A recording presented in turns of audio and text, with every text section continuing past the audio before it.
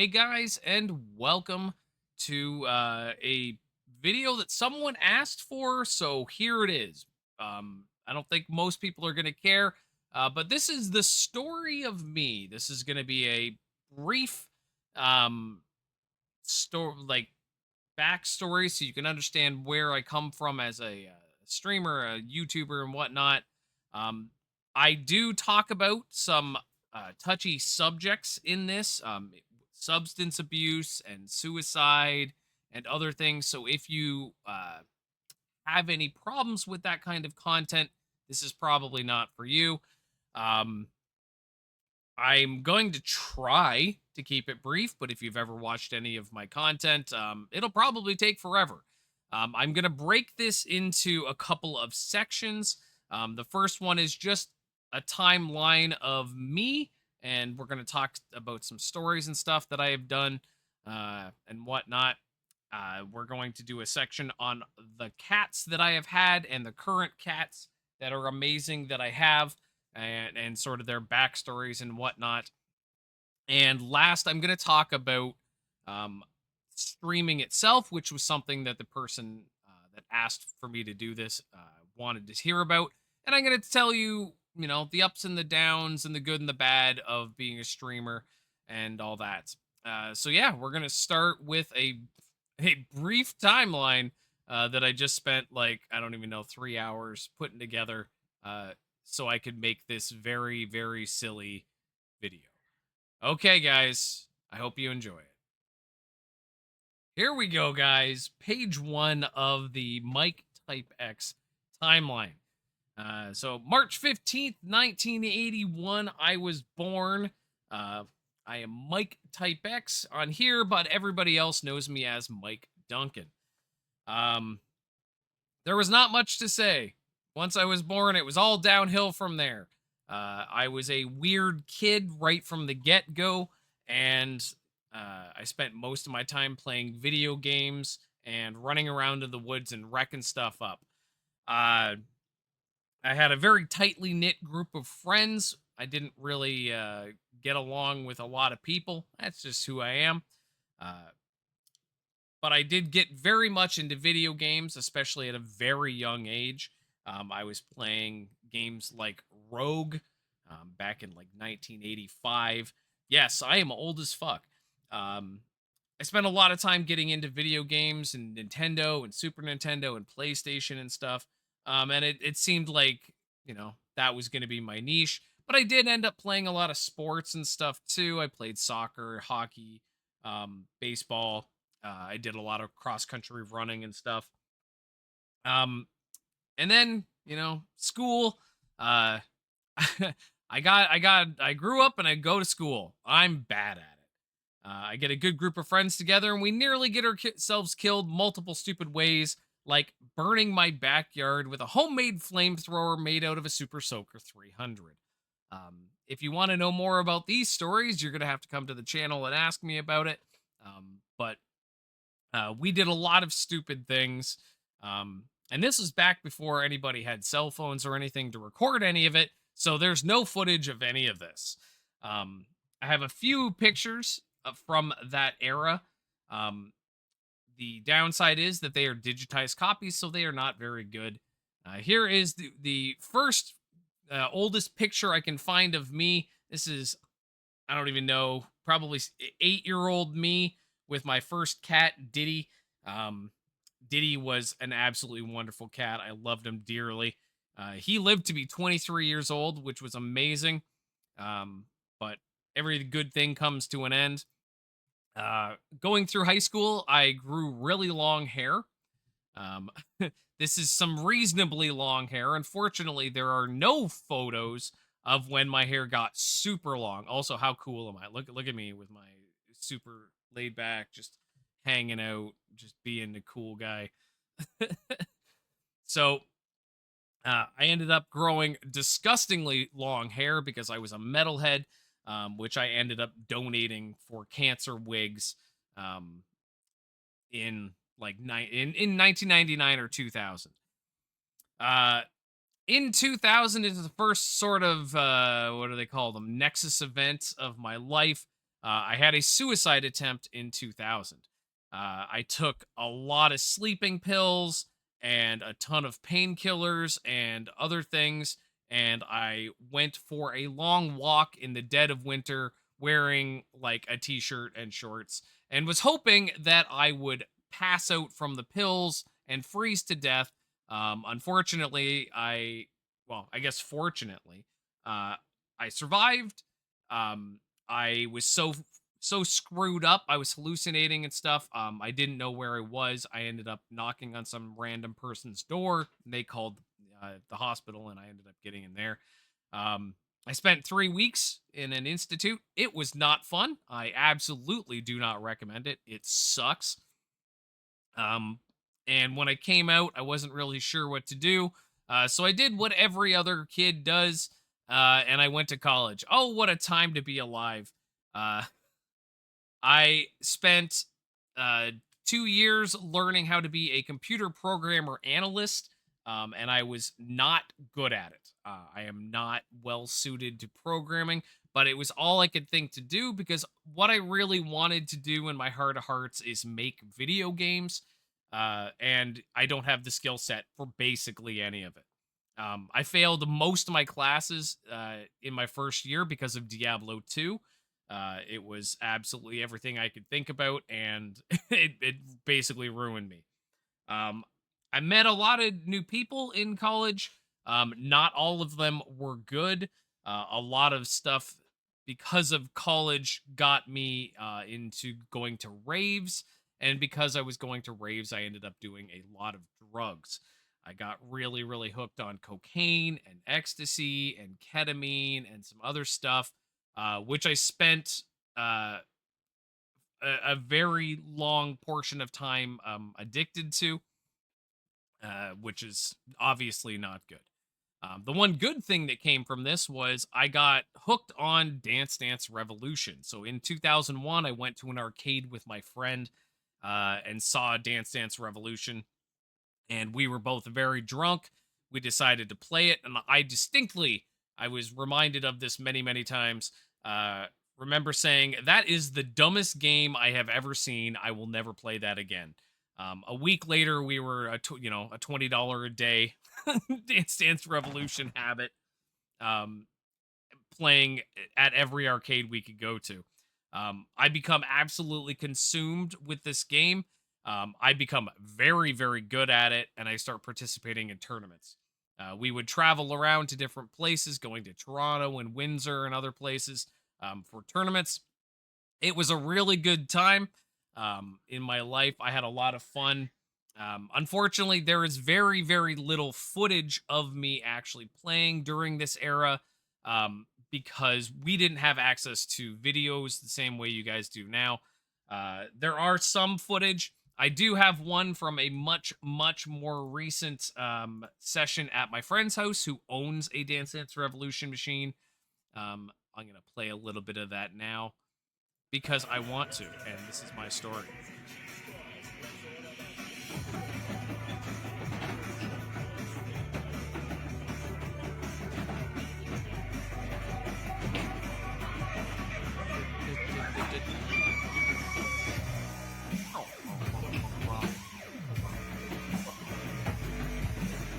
Anyways, there's that. So that was a good time in my life. I met a lot of really good friends through DDR, and that friend there, I am still good friends with. I'm helping him move right now. Also, during this time, I got really, really good at Rubik's Cubes. I spent a lot of time being obsessed with them and getting into the whole culture of speed cubing. You can't see them back here, but I've got a huge collection of Rubik's Cubes. Got my times down into the low 20s, which at the time was pretty good. I never won any tournaments or anything, but I did really enjoy the competitive aspects of it and being able to go somewhere with your friends. Uh, in 2004, I started stand up comedy.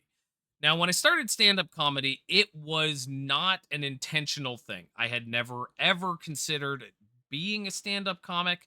I was a huge fan of stand up comedy, um, with like Eddie Murphy Raw and Dennis Leary No Cure for Cancer and Robin Williams Live at the Met, and so many other good George Carlin tapes and whatnot. And I was really into comedy. But the reason I got into comedy was I was using going to comedy shows as a way to cover up the fact that I was an alcoholic, on top of doing a bunch of drugs as well.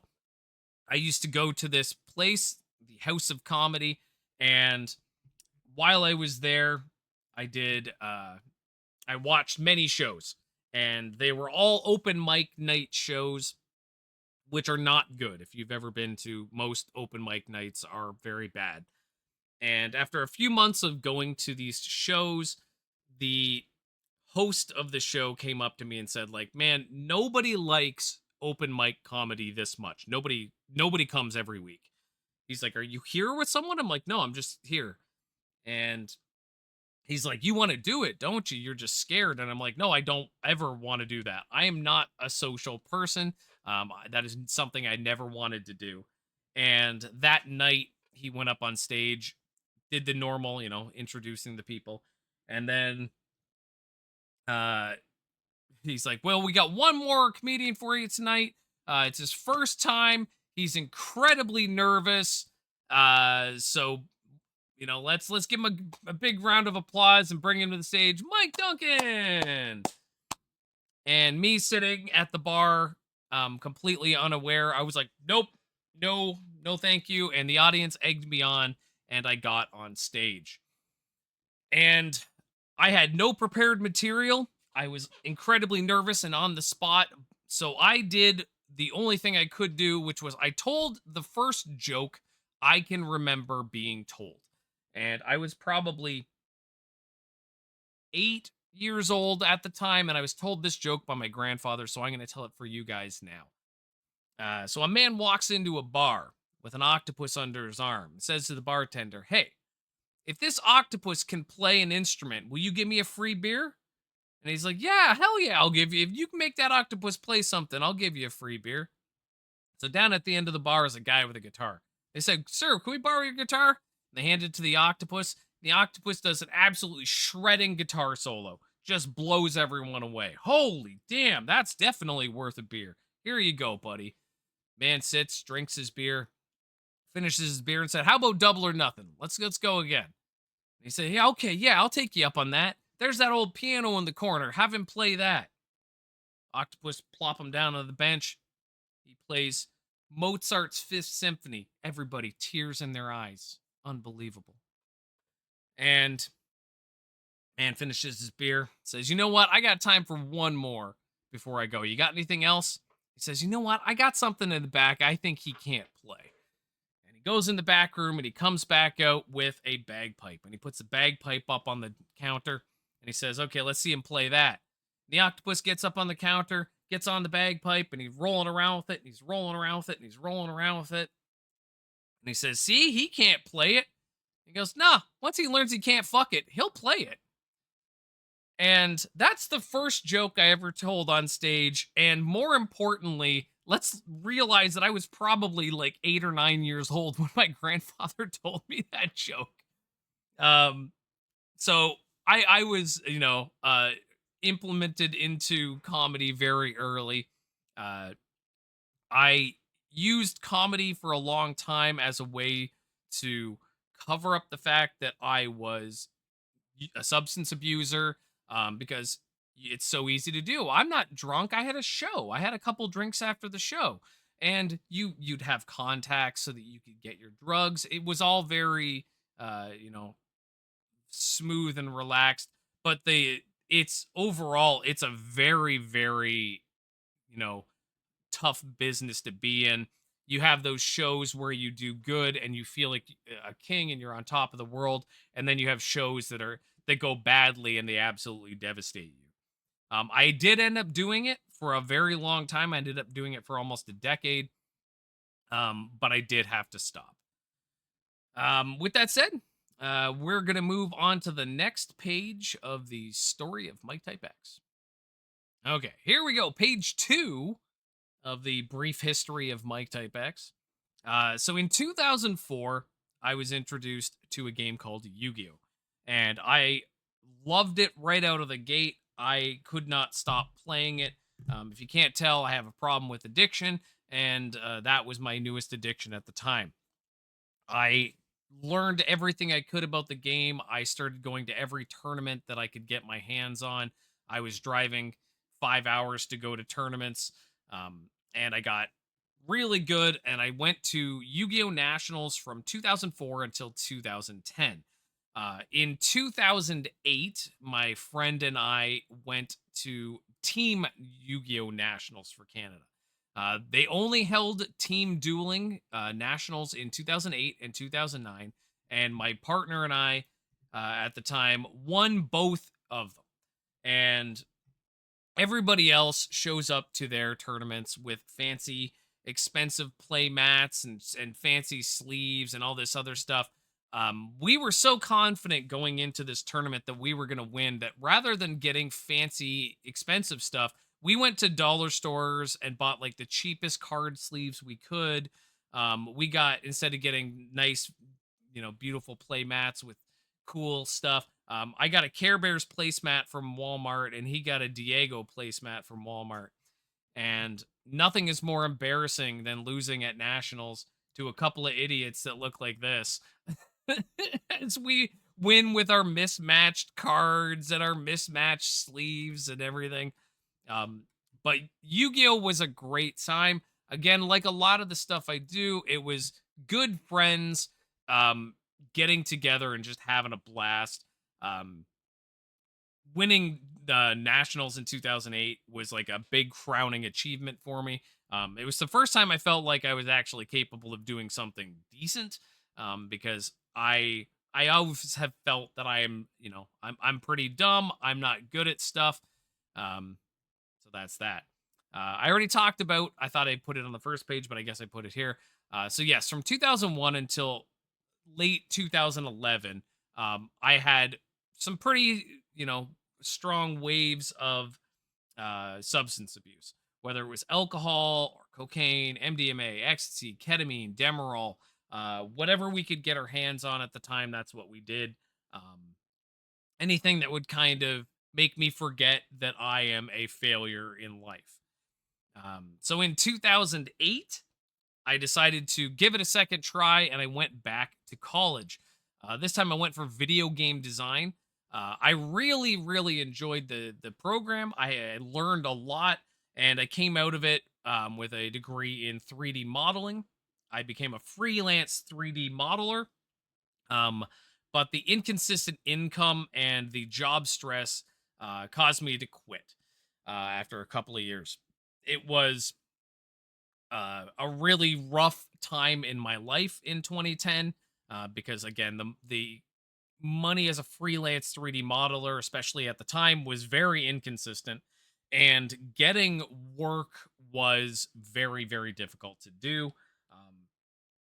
Because if you're not super good at it, nobody wants to hire you. And if you are low value, you're not going to get much work. I did some stuff. My one big claim to fame is doing a animated pig for Money Mart commercials back in the day. But that was my big thing. In 2010, I sadly had a second suicide attempt. Again, this was Reddit on the tails of uh, giving up as a 3D modeler, not really being sure what to do with my life, and not sure how to pay my bills.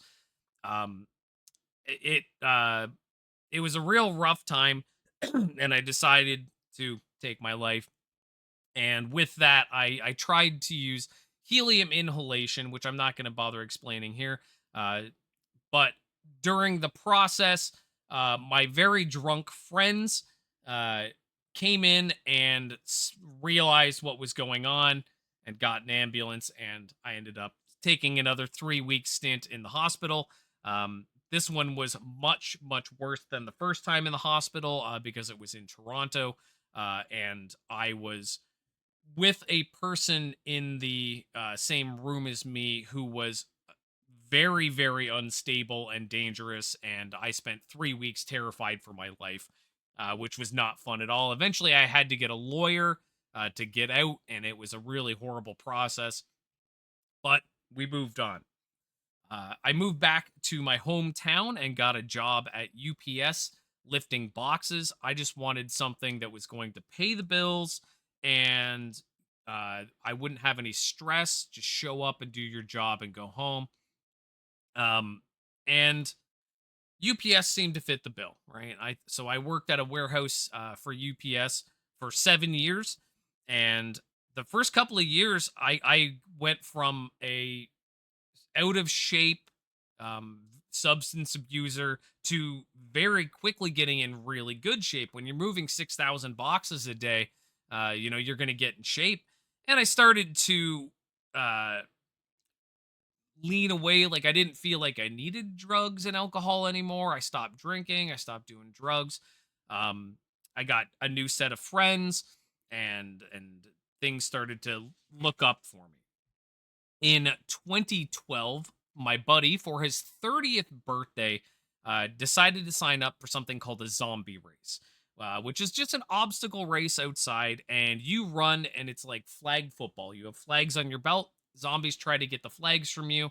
I found out about it 3 weeks before the event, and he wanted me to sign up with him. So I signed up. Uh, Way ill prepared, even though I was in good shape physically. Had no cardio. I had never run. So I spent 3 weeks trying to get ready for this race, and we lost all of our flags inside the first kilometer. It's a 5 kilometer race, and we lost all of ours in the first kilometer. We were terrible. But um, it lit a fire under my ass, because that competitive aspect that I had sort of dropped out of by this point came back into my life, and I'm like, oh, there's something there. I really like this. And from 2012 until 2020, I became absolutely obsessed with running obstacle races. I've run hundreds of these things. I run the hardest ones you can do that are out there. The Spartan races and Tough Mudders, and all the ones that I could get my hands on. Um, in 2018, I actually top 10 a race called Mud Hero, which was a huge accomplishment for me, and I was very, very proud of myself, which is not something I was used to. And I just lost my thing. Where it is? Where's my OCR pictures? There they are.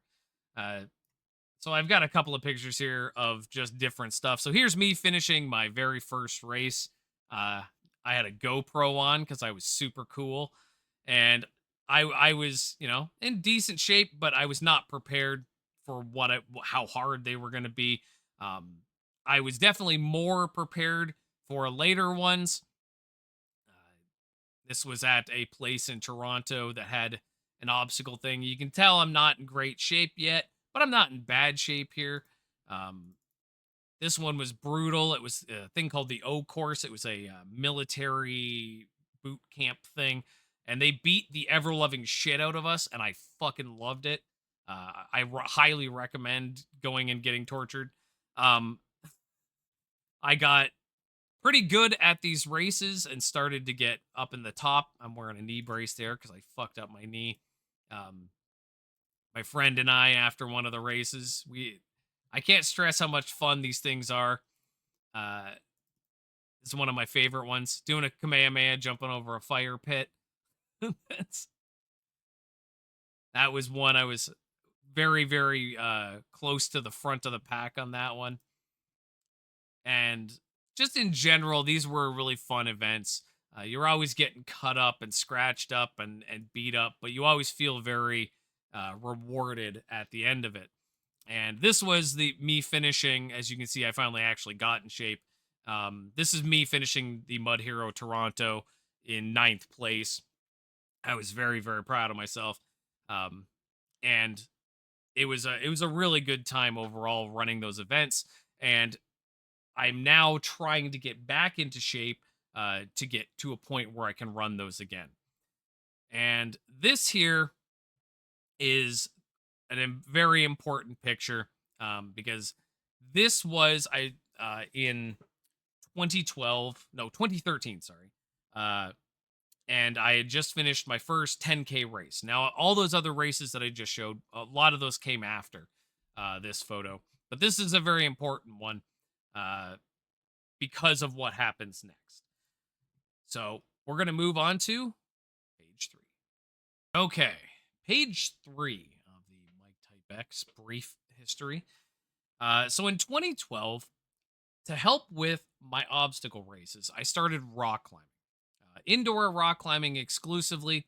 Uh, and because a lot of obstacle races, while it's a lot of running, you need upper body to do monkey bars and warped walls and stuff. So I started rock climbing, and the picture that I just showed was a race in Toronto. I had gone up, I had done the race that day. I had just bought new rock climbing shoes and stuff, and I was super excited to go and try them out. And the next morning, I got up and I went rock climbing, and I slipped off of a hold on this climb here called Storm of Trumpets. It was a 2 plus, which is actually a very easy route, but I was not very good at rock climbing yet. And because of that, I missed the crash mat that you were supposed to land on, and I shattered my left leg. I had an open compound fracture, which means that the bones had gone through the skin in multiple places. Uh, it broke in 17 places, and this is my X-ray. You can see my name right here if you're concerned that it's not me. I had 3 separate surgeries and ended up with 3 plates and 26 screws holding my leg together. They fused my ankle and they had to cut the tendons to all of my toes. I have permanent nerve damage to my leg, so I can't feel my left foot, which is both hilarious and awful from time to time. It has not stopped me from rock climbing or doing obstacle races, but 2 of the 3 doctors, so my first surgery, I came out of it, and the doctor's like, "We saved your leg. You're never gonna walk properly again. You have too much damage to the leg. You're probably gonna have to walk with a cane." The second doctor said the same thing. The third doctor, um, I didn't give him a chance when he said something about that I was gonna be, walking with a cane. I stopped him and I said, "You can suck a bag of dicks." And 1 year almost to the day, I ended up back at that same race that I had the day before, and I finished it with my shattered leg. Um, it was a terrible race. I had an awful time. I was very slow and I cried at the finish line. But I knew from there I was back and I knew I could make it. And from there, I actually trained harder and I ended up doing more with my leg damaged than I had with my leg intact. Um, I did my first half marathon. If I can find the picture, I did my first half marathon um, about a year after that, and I continued to run into longer distance races, doing a full marathon and whatnot. I also got much better at rock climbing, um, and I never had a severe injury like that again. But it was a very tough time for me, and one of the biggest problems uh, was that because of my accident and the damage to my leg, I had access to a lot of morphine. They basically would just give me any amount that I wanted whenever I wanted it. And because of that, I got very addicted to morphine. Morphine is really good. I shouldn't need to say that. Morphine is amazing. And when people are giving it to you, and you say, "Oh, it's for my leg, it's for my leg, it's for my leg," it's very easy to fall back into the habit of being an addict like I was. Um, the day I decided I absolutely needed to stop doing morphine, wasn't an overdose or anything like that, and it's a gross story. So again, if you got a weak stomach, you don't have to listen to this. I had been on a morphine binge, and I hadn't pooped in 9 days, and I went into the bathroom and I tried to force it out.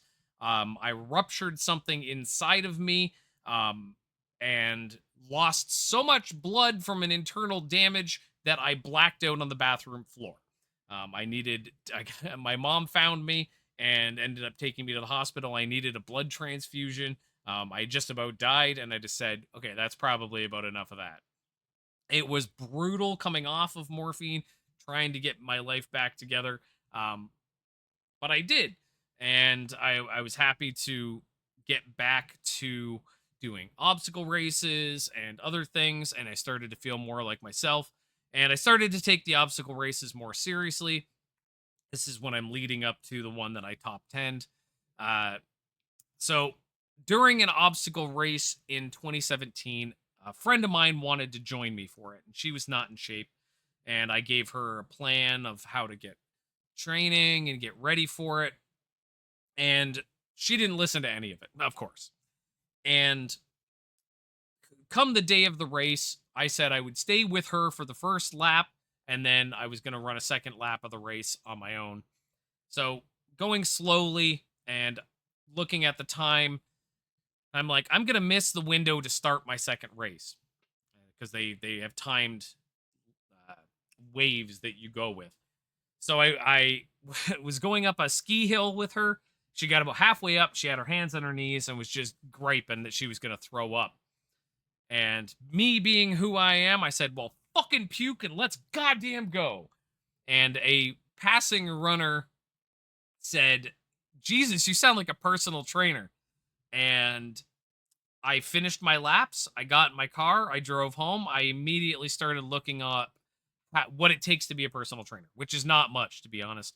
Um, but I started that day to get in shape enough and learn enough and become a personal trainer.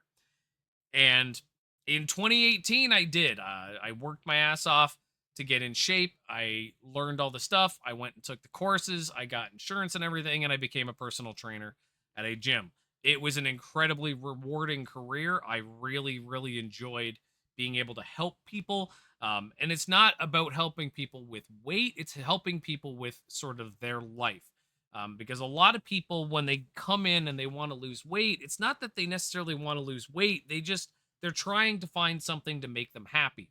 And a lot of the clients would come in and they would be like I had been.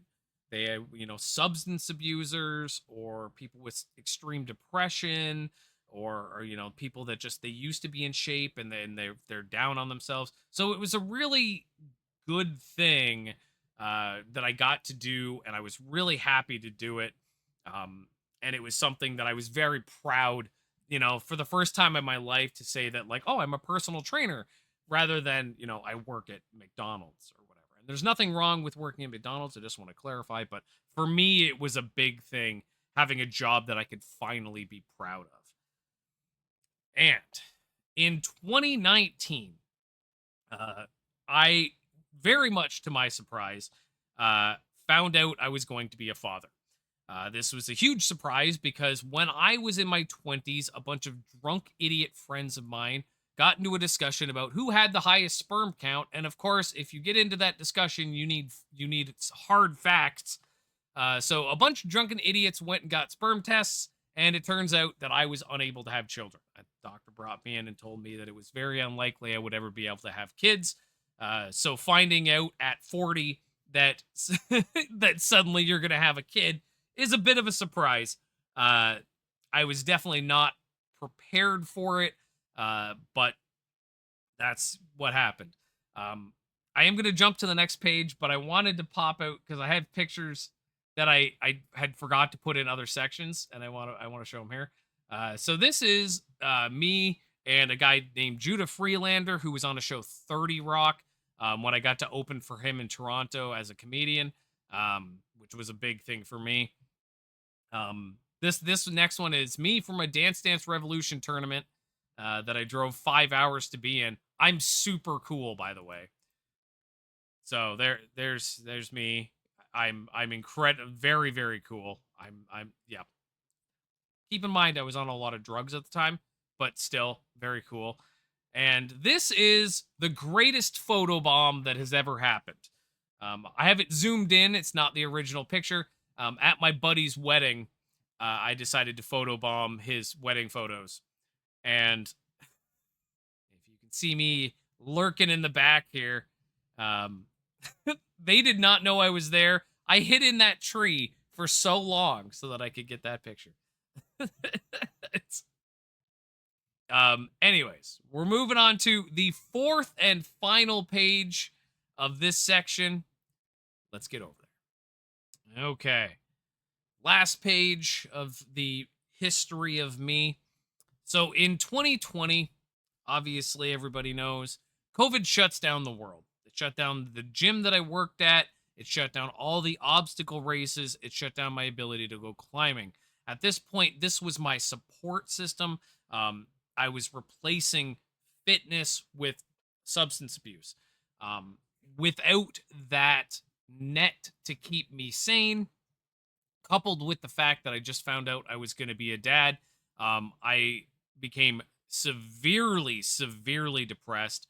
I spent a couple of months basically in bed. I didn't leave. I didn't do anything.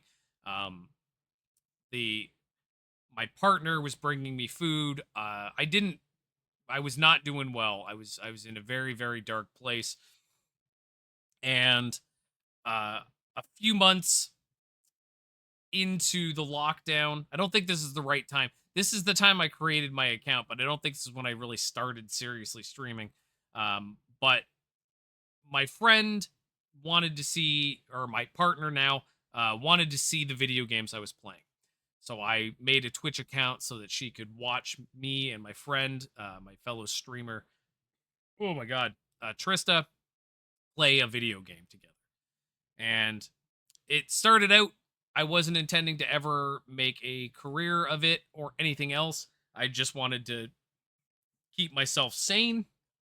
And it turns out that it's actually a really good, this works really well for me, um, in terms of getting to communicate with people and stuff. So this ended up being a really good thing. In April, I became a dad. I have no idea how someone like me could possibly be a father, but here we are. And in May 2023, I started my YouTube channel. Well, I actually started the channel way before that, but we're not going to talk about that. In May 2023, I started my YouTube channel so that I could support people, help people with problems with the game that I was now hooked on December. And that's it for my timeline. Now, I did do other things in there that are not super important. I did some traveling. I spent some time in Japan in 2005. This is a very drunk me in Japan. All the Japanese girls like touching my hair because it is very soft. I don't understand it, but it was a thing. We also ate an inordinate amount of sushi every time we went out, because obviously we got to eat an inordinate amount of sushi every time we go out. I liked how they did these. So they just count up the color of the plates, and that's how much they do the price. It's a very cool system. I also went right after, or right before COVID, right before the lockdown happened. I got to go to Hawaii, which was a great trip. Beautiful place. I was very lucky to have gone there. And the thing I remember to put on my timeline here was, in late 2018, I got drafted to be in a charity boxing match, uh, to raise money for children's cancer. And I feel like I got in pretty damn good shape for that. And unfortunately, this picture is taken like 2 weeks out from the fight. I'm in great shape. I'm doing awesome. And unfortunately, I got violently sick. I got strep throat and an ear infection at the same time. I lost something like 12 pounds in 3 days, uh, of pure water weight. And by the time I got going again, I was severely underweight, to the point where when the doctor, when I finally went to the doctor, this is again graphic image if you don't want to see. Uh, this is the inside of my throat, and this is a tonsil stone the size of a quarter. I had them all the way down my throat.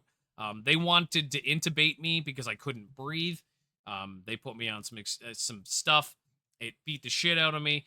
And by the time I got to my fight, I forget how much, I was like 12 pounds underweight. And they said, "Do you want to do the fight still?" And I said, "Absolutely, I do." Uh, and they're like, "Well, the guy who the because it's an official fight, you have to go and get, you know, like a boxing license and stuff to do it. Uh, the guy weighing you isn't going to let you fight under at 12 pounds under." So what they did was they had me in really baggy shorts, and they put a whole bunch of yoga weights in my pockets so I would make weight. And I went into this fight severely underweight, and did not do well. But it was something that I'm very glad that I got to do. So there's the brief history of how I got to where I am, so you can maybe understand more about me um, when I get to the streamer section, which I'm going to do at the end.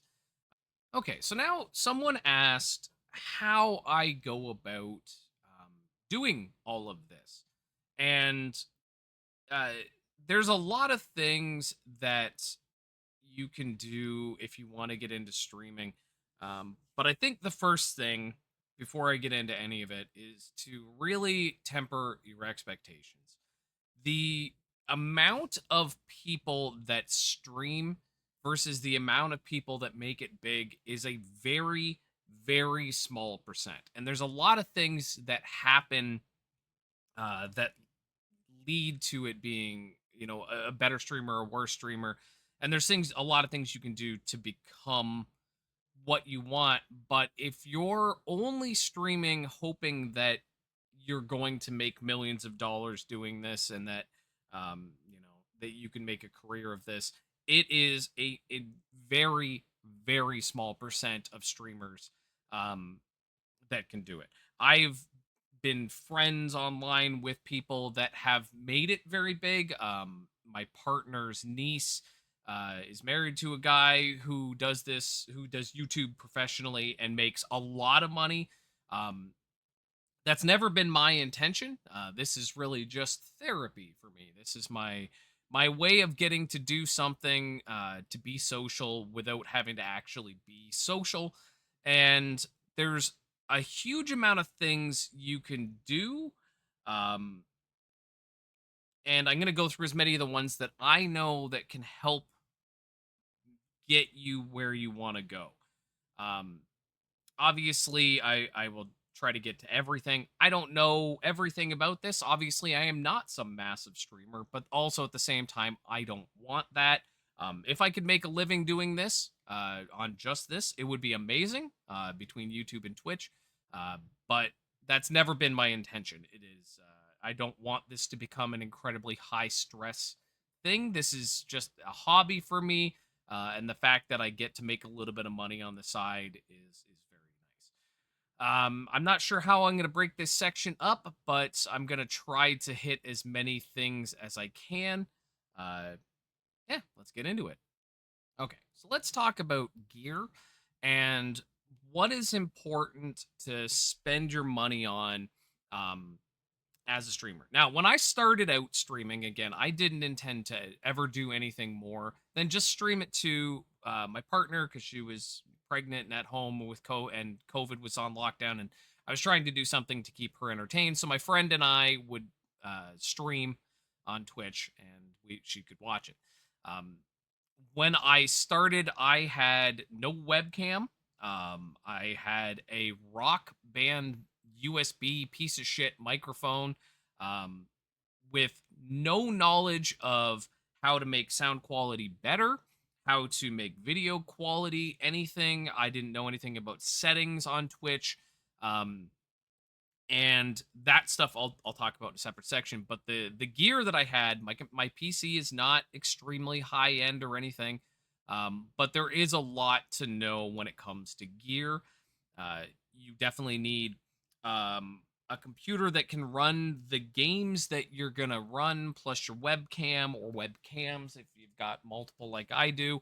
Um, you need, a decent microphone. You need enough RAM to run the games and the streaming. You need bandwidth. Your internet needs to be fairly good. Like there's a whole lot when it comes to uh, trying to be a good streamer, trying to be someone that you would want to watch. Because if you look at the people that do really well, none of them have crappy setups. Now, they don't need super high end setups, but there is a lot of investment in terms of uh, money to get going well. Uh, I only recently got a very good microphone. This is actually the first video I'm doing with my new fancy pants microphone, and the audio quality is substantially improved. Now, like I said, when I started, I was using a shitty Rock Band microphone. I upgraded to a slightly better microphone, and then I finally got like an actual microphone, which just recently died, which is why I got this new one. And this I didn't even purchase myself because I am poor. I'm gonna start out with that. I should have started with that at the beginning, but anyways, I am not well to do. I don't make a ton of money doing this. I am a stay-at-home dad. Uh, I don't make much in the way of money. Uh, I'm not sure why I'm talking about this in this section. I'm gonna do that in a different section. Um, but yes, when it comes to gear, you don't need amazing stuff to start, but it is something that you are definitely going to have to put money into over time. Now, you don't need to get an amazing setup right away, and there's definitely things you should prioritize. Audio quality is definitely something that I feel like I should have upgraded a long time ago, but again, I am poor. This was bought for me by one of my friends. My RAM upgrades that I needed to get my stream running smoothly and stuff was bought by a viewer. Um, a lot of stuff over time has come from my viewers, and basically every dollar I get that isn't desperately needed by us to keep the house uh, goes directly into my hardware or my software, buying a new controller when I need one, buying, uh, little stuff to keep the thing going. So when it comes to gear, uh, there are definitely things to prioritize. Lighting is something that people really overlook. I need better lighting. Honestly, this is a very bare bones lighting setup, but a lot of it you can get entry level stuff and worry about upgrading later. This camera back here, that is this no name whatever camera that was my first camera, is now my cat camera, and now I have a better camera that I just learned about the settings today. I really just sat down because I realized full screen looked terrible, and I decided to go and work on it. So if you look at the intro of this video and then this section, this looks way better. And the sound quality is probably different too because I've been messing around with settings during this. Uh, so yeah, gear is something that you absolutely need to be a better streamer, but you don't need amazing gear right out of the gate. You could definitely spend thousands and thousands of dollars and have a dual PC setup and all this other stuff and still be a shitty streamer and no one will watch you. I wouldn't personally dump a ton of money into streaming or into a streaming setup until you know if it is something you want to do. So that's it for gear. Let's move on. Okay. I went back because I wanted to talk about this in the gear section. So I went back and found this. This is a recording of the very first clip ever made on my channel 4 years ago. Um, and you can see how unbelievably bad the audio quality is, and obviously I have no layout. I don't have a camera. But you can see the difference in progression. That's just like that's not even a game at that. That's just a war of attrition at that point. Who's gonna hold out longer, you or the game? What the shit was my character? Look at my character. What is he doing? Why are you running backwards? So there you can see how bad the audio quality there is, and going to a much better microphone helped. Here's another quick one that this is I've now got a camera, but it is of course baked potato quality, and I've got first stream cat Dawn having a little snooze while I'm playing my game. Um, the progression of your gear doesn't need to be immediate, but it is something that you will definitely notice the difference in how people interact with you if you have bad quality versus good quality stuff. Okay, let's talk about educating yourself as a streamer. There is an insane amount of things to know if you want to be a good streamer. Because you need to know how to set up your PC, you need to know how to set up audio, you need to set up video, you need to know how to make games run and troubleshoot them when there's problems. You need to know how to, edit videos and edit audio and do basic Photoshop skills and stuff. Uh, Now you can find people. I'm incredibly lucky to have access to my one viewer, Aaron Tide. He has been absolutely essential to me getting the stream to where it is. But knowing the things that you need to know is really daunting, and you're going to run into problems. And I know I get incredibly frustrated when something isn't working with the stream, whether it be an audio thing or a video thing. I know once in a while when your OBS updates, right, and suddenly your switches aren't where they're supposed to be, and it can be incredibly frustrating. Knowing as many things as you can going into this is helpful. So I have a background in computer programming, so it was really nice to know the basics of computers and stuff, so that you can know how to get things set up. And I'm constantly learning is the other thing. You can't just like start and then you know everything and you're fine and nothing ever changes. Again, when OBS changes or a Twitch changes a thing or YouTube changes a thing or your video editing or whatever changes, you need to be able to go with that. And unless you have somebody who is going to give you access to their time to do those things, like I have with Aaron Tide, some of that stuff you will have to outsource, and that can be expensive. It really can. Getting art and stuff done, even at low end, if you're getting help from people on Fiverr or whatever, can be very expensive. So knowing as much as you can going into streaming, um, and not just about the streaming, but like the games you're gonna play, having a good background in those things, I feel like is really important. Um, if you are only good at, say, like if you only are going to be, I'm the FPS shooter guy, you need to be really good and know everything about FPSs. You can't just kind of be good at the game to make it anywhere. Um, so yes, knowledge is important. That's one of the big critical things. Knowing as much as you can and constantly learning along the way, can be a very, very important thing. Again, I sat and watched like 20 videos on video quality, and if you go back again to the beginning and here, the quality difference is massive. Why don't I go back and reshoot the beginning? Mostly so that this section makes sense when I talk about the learning stuff. Yeah, let's move on to the next section. Okay, let's talk about brand. Now branding is something that's very important to everything.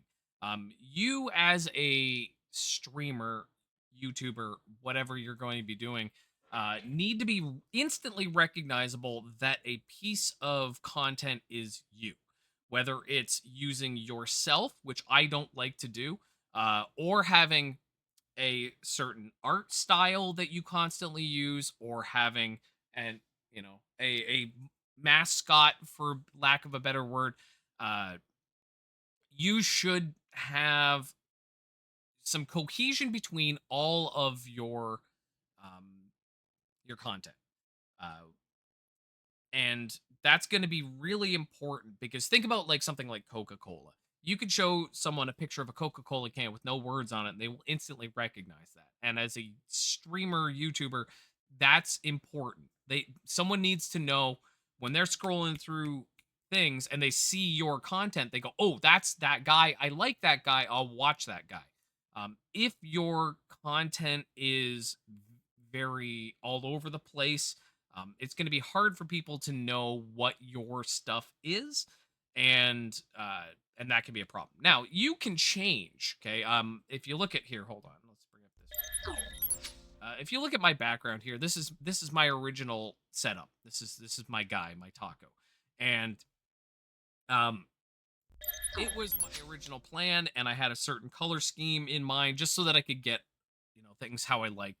And I've evolved. I've changed how my backgrounds look and stuff, and my emotes and my thumbnails from videos and stuff. It's something that will, you can change it, but you don't want to be changing it all the time. You want a consistency to your brand that is, that people can rely on. They don't want to come in one day and have a completely different thing, which is why when I do throw things on YouTube, like my speed runs and stuff, they get much lower views than my undecember stuff because I've sort of got my niche now and I know what I'm going for. Um, as a streamer, you might start with one thing in mind and end up changing.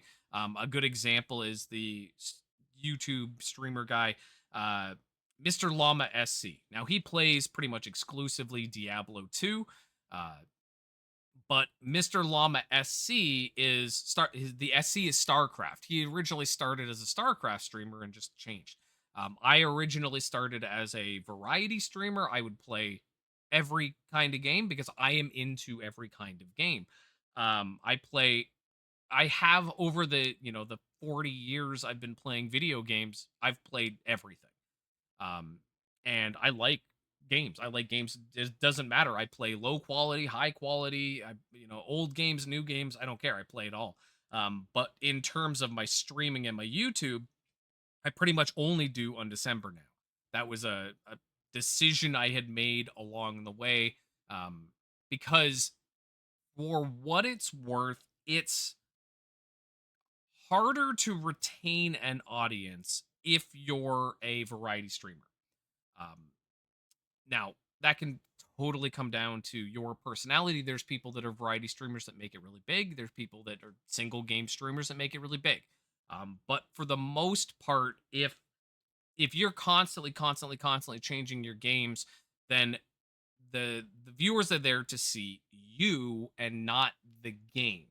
Uh, and having your brand be I'm going to play everything can be a thing, but it is something that you really need to nail down. And again, you can change it along the way, but it's one of those you definitely want to have a recognizable setup and not be changing things all the time, unless that is your thing. If you want to be a variety streamer, if you get bored of games easily, then that's, you know, have that be your thing. But for me, hi, Sal. Hi. Yes, you're just the best. You're just my best guy. Yes, yes. Hi. Hello. I never get anything done because you're too damn cute. Yes. You don't worry, you're getting your own section. It's okay. So yeah, brand. Brand is very important. Pick your color scheme, pick your logos and emotes and things, and have them be similar. And if you're going to change one thing, change everything along with it generally. You don't want to have mishmashed, um, like your layouts, let's say. Okay, some people like simple layouts. This is the layout I'm currently using. Um, but when I change this, I change everything. I change the YouTube stuff, the Twitch stuff, everything gets changed. So again, very long story short, um, brand is important. Be consistent. It's a very important thing. Okay, Scheduling. Um, when it comes to being a streamer, YouTuber, uh, there's a lot of time commitment that is behind the scenes. Even if you're just popping on and playing for a couple hours of time, you got to make sure your setup is correct. You got to make sure you have things set up. And if you're doing YouTube, you got to think about times, things like release schedules. I don't do that. I just release the content as it comes, as I get it done. But having a consistent release schedule is generally a really good thing. Like every Thursday, I'm going to put out a video or whatever your plan is. And if you're going to be a streamer, you need to set a good streamer anyway. You need to set a schedule and you need to stick to that schedule. Now, I currently am struggling with this because I deal with depression and there's days I just don't have it in me to stream. Um, but you got to try to stick to whatever your schedule is as much as you can. Now, some people have very small time commitments. If you only can do a 2 hour stream, that's okay. There's nothing wrong with doing short streams. You don't want to do very short streams. Um, the research that I have looked at, streams between 2 and 5 hours are the ones that typically do the best. There's a pretty noticeable drop off in uh, in viewer interaction at about the 6 hour mark. Now, obviously, this is completely different for everybody, but whatever your schedule is, you need to be on that schedule. And that means sometimes you're going to have to not do things you want to do uh, because you need to be streaming. Um, if you think you're going to stream every single day, uh, don't don't do don't set that as your schedule. Um, you Even though this is a super fun job, it's still work. If you plan to do 8 hour streams every day, it is different than just sitting down and playing video games because you need to be interacting, you need to be talking, you need to be worrying about settings and other stuff. It's much harder to sit down and play 8 hours of a game on stream than it is to sit down and play 8 hours of video game by yourself, or whatever it is. So when you're thinking about your schedule, whether it's YouTube release schedule or your streaming schedule, um, you got to really think about those things as well. I set my time that I plan to stream shorter than I plan to stream. I would much rather say I am going to be on from 12:30 at night to 6 a.m. and then make it till 7 a.m. than say I'm going to be on till 8 a.m. and have to stop short.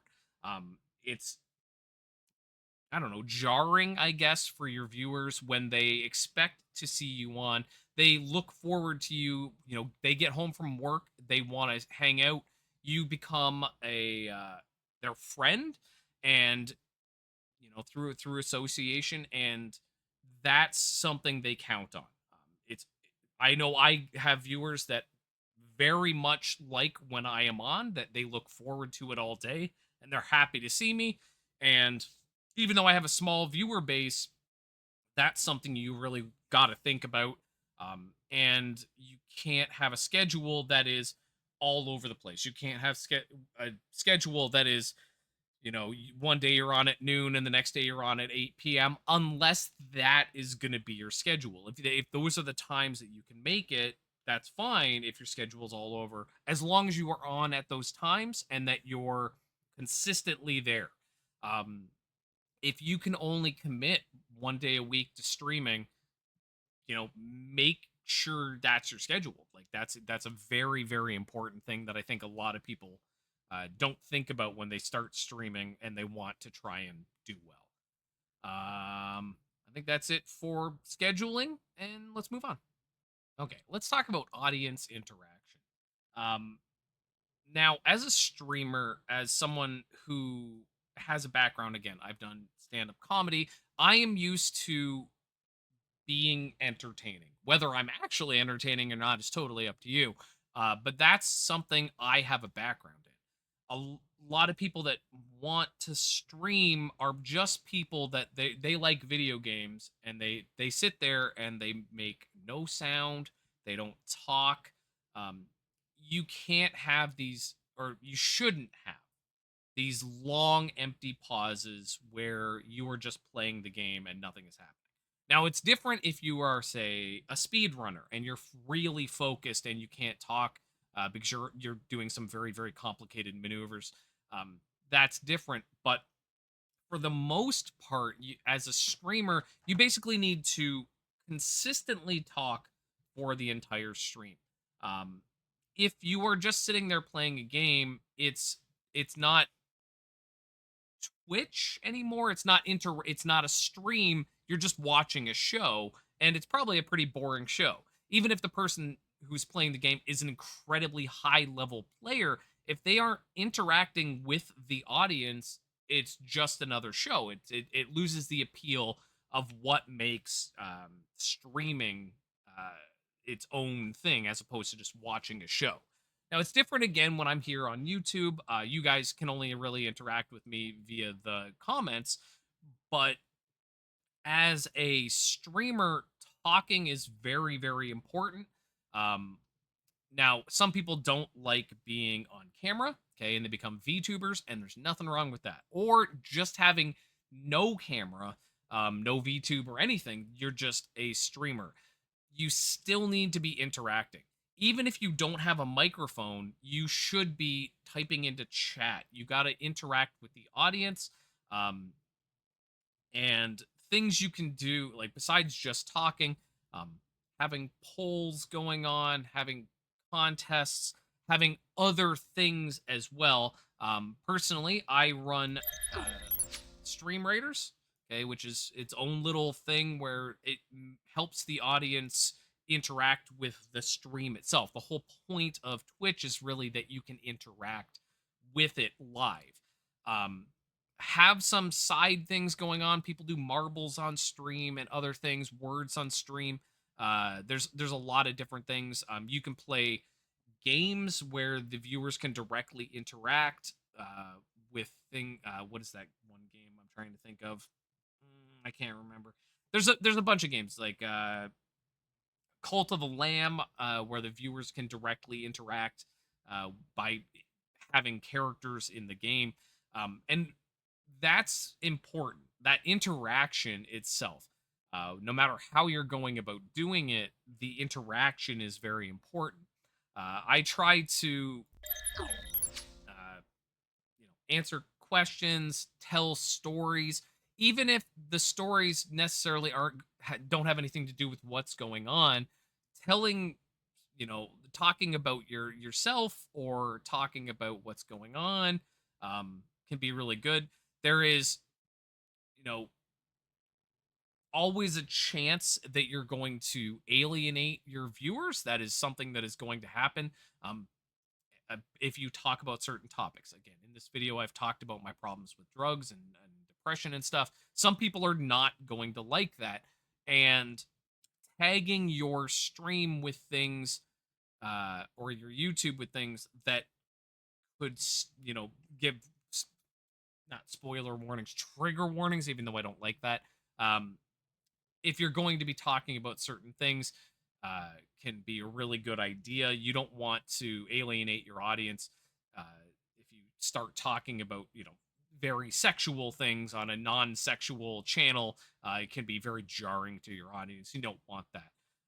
But the interaction is incredibly important, even with YouTube, where the interaction is only through comments. Making sure that you um, respond to comments and keep a pretty good control on your viewers. Or not, hold on, that doesn't sound entirely right.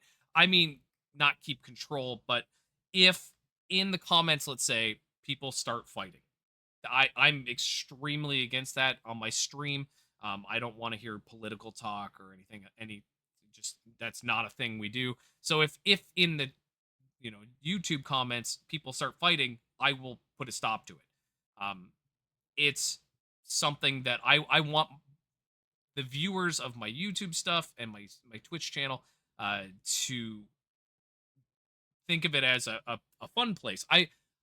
The sort of goal I had in mind when I actually decided I was going to get serious about streaming was I want it to feel like when I was younger and I would go over to my buddy's house, and even though he's playing a single player game, I would hang out with him all day. I wouldn't touch the game. I would just sit there and hang out. And that's what I want my Twitch to feel like.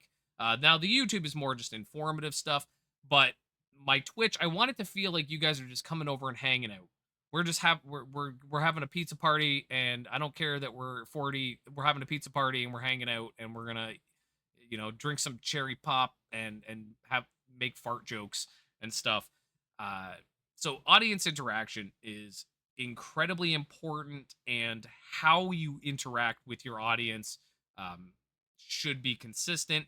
If you have topics that are that are not allowed on your stream, you need to enforce those. Um, banning certain content is it might limit your audience a bit, but if you don't want people coming in and doing horrible racist jokes, put a stop to that right away. But for the most part, you want the interaction. That's the most important part. What else do we got? I don't know. Let's go look. So I forgot to put this in, and I'm going to come back and put this in about the interaction thing. Paying attention to chat is really important if you are a Twitch streamer. We consistently, at the end of streams, we like to raid out to other, give your viewers to other people, keep the love going. And nothing is worse as a streamer than having like a huge, so let's say I have 40 people and I hand them off to some small scale streamer who's only got one person, hoping that that will, boost their views and maybe people will like them and whatnot, and they don't even acknowledge the fact that you rated them with 40 people. That is, it's, you become that guy like, oh man, remember that guy, that Sun dude, and we rated him and everyone was chatting and going whatever, and he like, oh hey, and then went back to like, didn't even acknowledge that it was going on. And that's something that's very overlooked and definitely very important. Okay. Another thing that is overlooked and that you should be trying to do is as you start to get some viewers, you should start to mod your viewers that are there a lot, that are consistent and helpful.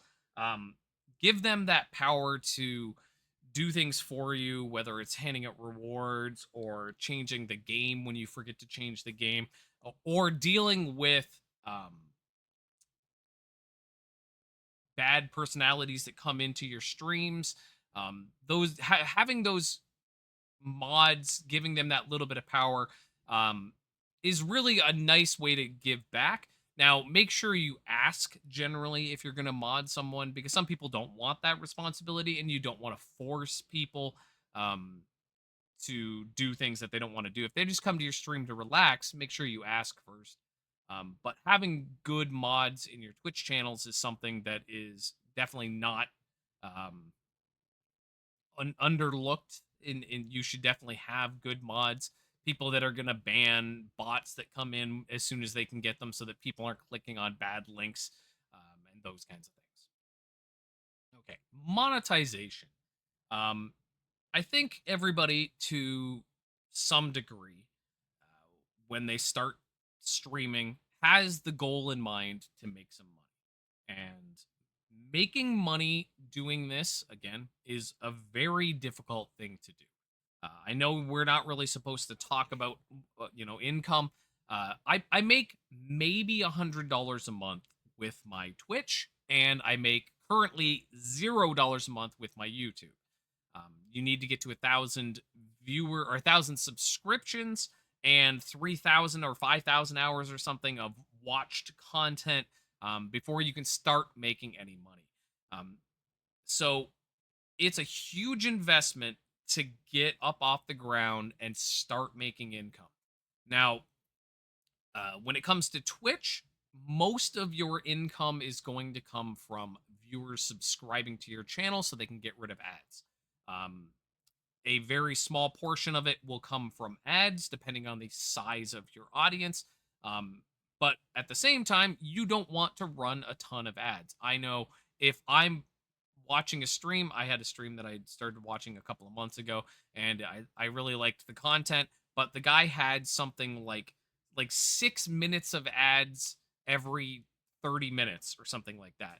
And that it was just way too much.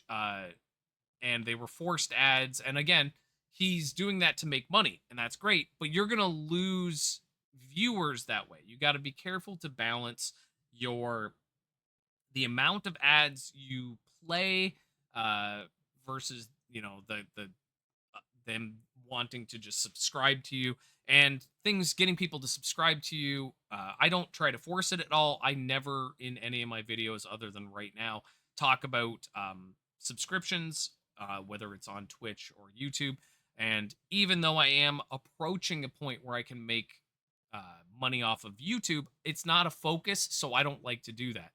Personally, I think it's super tacky to tell people to subscribe. It's the same annoying thing as back in the day with answering machines, and I guess now with voicemail, saying like leave a message after the beep. Everybody knows that. You don't need to say leave a message after the beep. And I think saying in videos, make sure you like and subscribe and smash that button, and it's very against what I do. I was even against for a very long time having an intro to my videos, but I was talked into it, and a very short intro is nice. Nothing I hate more as a content viewer than having 45 seconds of this is welcome to the channel, welcome to this, here's another thing, and then but you got a whole minute in and you haven't seen any of the content of the thing that you're there for. Um so when it comes to monetization, that kind of thing is up to you how you do it. Again, getting subscribers on Twitch means you're getting income, um and having ads is good. The other ways you can get content to make you money is having things like uh what is it called? I don't remember what that thing is called. A Patreon, where people can just basically donate to your channel. You can have a donate button. Having donation goals is a nice thing to do. I don't currently do it, but if I was planning on doing something like upgrading my hardware, um, I would start a donation goal. People are generally more generous when it comes to uh, giving you money when they know where it's going. People generally don't want to just give you money, even if your content is great, unless they know it's going to go to something good. So having, like, let's say a new microphone, if you are in the process of trying to get the money for that, having a donation goal can be really, really good. Um, Doing things like subathons or whatnot can be really, really good for uh, entertainment purposes. That'll have people give you, currency of some sort. Uh, Another way is having rewards for people subbing. Now, obviously, if you're on Twitch, uh, when you sub to a channel, generally you get emotes from that channel. I know I have custom emotes for all my stuff, but other ways to make them do it are have some kind of reward for them subbing. When I have the money to do so, I like to buy the Jelly Belly. I don't even know what they're called, but they're Bean Boozled. That's what they're called. They're called Bean Boozled, and they're a pack of jelly beans, and each color jelly bean corresponds to either a good taste or a bad taste. So you could eat a green one, and it could be um, pear flavor or barf flavor, and they get to watch you. Every time somebody subs, you eat one of the beans, and they get to have a little bit of fun with you like that. I have some things where I'll zap myself with a tens machine for different rewards. Those are kinds of things that people like. Again, it's the interaction thing. um People want you to do something to get the money, and that's everywhere in life. People don't just want to people aren't going to just give you money for nothing. They want something in return. Now, some people are just very generous and will just give out gift subs because they like your channel and they want to support it. Um, Another good way is to get branded content in terms of like t-shirts or mugs. I should have probably put one of my shirts on because I have my own stuff on my Twitch store, and I'm probably going to set one up for YouTube as well.